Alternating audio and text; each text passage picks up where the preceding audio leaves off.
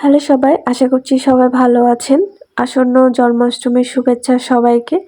আগামীকাল যেহেতু জন্মাষ্টমী, অনেকে হয়তোবা পরশু পালন করবেন। যে যেভাবেই পালন করুন না কেন, ভক্তি এবং নিষ্ঠার সাথে সবকিছু পালন করলে ভগবান সবকিছুই গ্রহণ করে। অনেকে অনেক নিয়ম কানুন মেনে পূজা অর্চনা করে, কিন্তু আমি যতটুকু পারি নিজের থেকে মন থেকে করার চেষ্টা করি। হয়তোবা খুব বেশি নিয়ম রীতিনীতি পালন করতে পারি না, কিন্তু যতটুকু জানি বা আরও জেনে সেটাই করার চেষ্টা করি। যেহেতু আগামীকাল জন্মাষ্টমী, আজকে হচ্ছে সংযম, মানে আজকে নিরামিষ খেতে হবে, তাই ভাবলাম শর্টকাট খিচুড়ি করে নিই। আর এই বাসনপত্রগুলো সবগুলোই আমার নিরামিষের। যখনই নিরামিষ পালন করি তখন হচ্ছে নিরামিষ পাত্রে রান্না করার চেষ্টা করি। আমরা যেহেতু নিরামিষ ভোজি না, তাই আমাদের জন্য মেনটেন করা একটু কষ্ট হয়ে যায়। আর যারা সবসময় নিরামিষ খান বা নিরামিষ আহার করেন, তাদের জন্য আরও বেশি সহজ হয় ব্যাপারগুলো।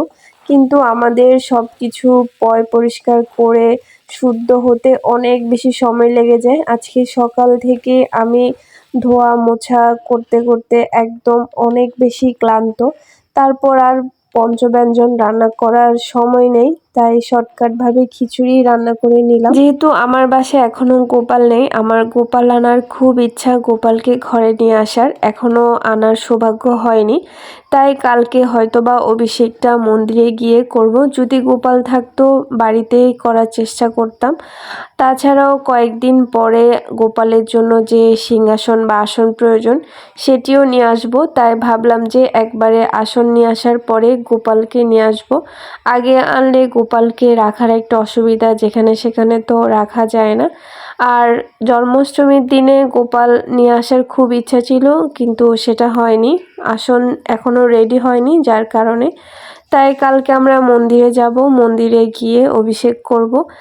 আর আপনারা যারা অনেকেই আছেন জন্মাষ্টমী করতে চান, কিন্তু শারীরিক অসুস্থতার কারণে হয়তো বা মেডিসিন থাকে বা নির্জলা অনেকেই করতে পারেন না, তাতে কোনো সমস্যা নেই। কারণ আপনি ভগবানের নামে বা মন থেকে যেটা করবেন ভগবান সেটাই গ্রহণ করবে। জল ফল খেয়ে আপনি উপবাস রাখতে পারেন, না রাখার চেয়ে এভাবে রাখাই শ্রেয়। কারণ ভগবান অল্পতেই সন্তুষ্ট। ভগবান দেখছে যে আপনি রাখার তো চেষ্টা করেছেন, এটাই যথেষ্ট। কিন্তু যারা নির্জলা রাখতে পারবেন তারা তো অবশ্যই রাখবেন। আর আজকের দুপুরে এবং রাতে আমার এই খিচুড়ি, বেগুন ভাজি আর পটল ভাজি দিয়ে আজকের আহার হবে। আর কালকে তো উপবাস।